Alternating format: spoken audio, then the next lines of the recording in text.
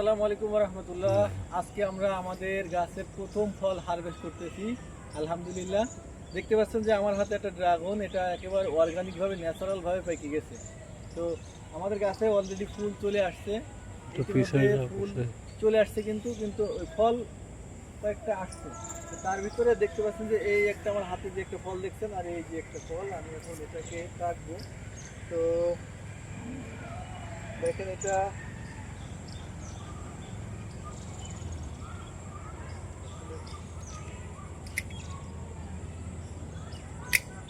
এই যে আমি এটা কাটলাম, এই দেখেন আমার হাতে যে দুইটা একেবারেই অর্গানিক, এতে কোনো কেমিক্যাল বা অন্যান্য কোনো কিছু দেওয়া নেই। হ্যাঁ, তা আমরা আমাদের এই যে ড্রাগন বাগান থেকে একেবারে অর্গানিকভাবে ড্রাগন আমরা উৎপাদন করতেছি।